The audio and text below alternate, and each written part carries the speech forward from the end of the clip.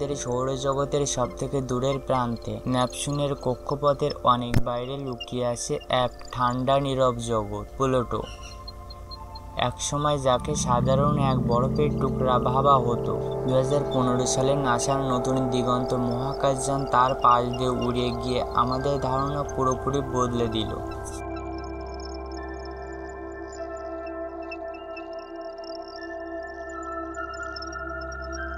ক্যামেরায় ধরা পড়ল বিশাল বরফে ঢাকা পাহাড়, গভীর উপত্যকা আর এমন কিছু যা আগ্নেয়গিরির মতো দেখতে। তবে এগুলো গলিত লাভা নয়, বরং বরফের আগ্নেয়গিরি, ক্রায়োভলকানো। বিজ্ঞানীরা ধারণা করছে এগুলোর নিচে হয়তো কোনো সময় গরম, এমনকি তরল জলও ছিল। প্লুটোর নিচে জমে থাকা মহাসাগরের ইঙ্গিত পাওয়া গেছে।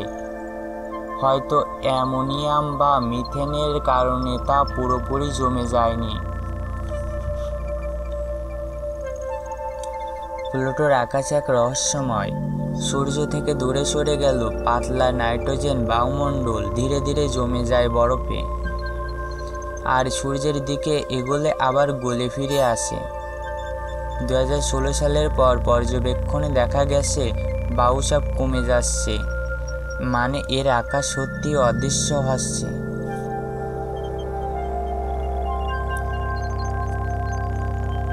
প্লুটোর সবথেকে বড় সমতল ভূমি প্লুটোনিক প্ল্যাটিনিয়া বরফের বিশাল সমুদ্রের মতো।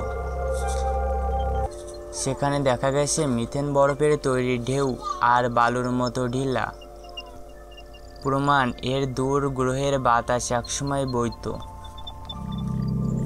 এরপর নতুন দিগন্ত এগিয়ে গিয়ে 2019 সালে পৌঁছায় এক অদ্ভুত বস্তুতে, নাম অ্যারোকোথ, যাকে আগে বলা হতো আল্টিমা থুলে। এটি দেখতে ঠিক দুটি বল একে অপরের সঙ্গে জোড়া লাগানোর মতো, যেন বরফের পুতুল। এর পৃষ্ঠ লালচে, কারণ সেখানে মেথানল আর থোলিয়াম নামের জৈব যৌগ আছে। বিজ্ঞানীরা মনে করেন এটি সৌরজগতের একেবারে জন্মকালের অবশিষ্ট অংশ, যা কখনো গলেনি, বদলায়নি, সময়ের প্রমাণের মতো চুপচাপ ভাসছে।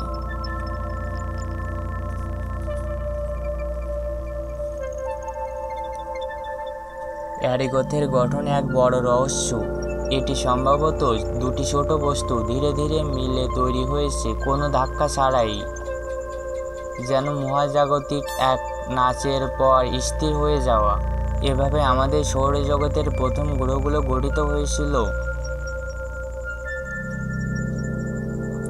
আরও বিজ্ঞানীরা প্লুটো আর অ্যারোকোথকে প্রকৃত টাইম ক্যাপসুল হিসেবে দেখেন। এখানে হয়তো সৌরজগতের শুরুর দিনগুলো সব রহস্য জমে আসে। নাসা ভবিষ্যতে একদিন প্লুটো অরবিটার মিশন পাঠানোর স্বপ্ন দেখছে, যা এই রহস্যগুলো আরও কাছ থেকে উন্মোচিত করবে।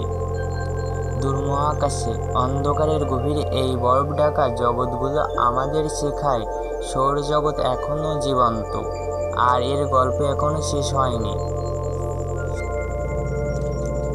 বন্ধুরা, যদি ভিডিওটি দেখে ভালো লেগে থাকে তাহলে সাবস্ক্রাইব করতে ভুলবেন না।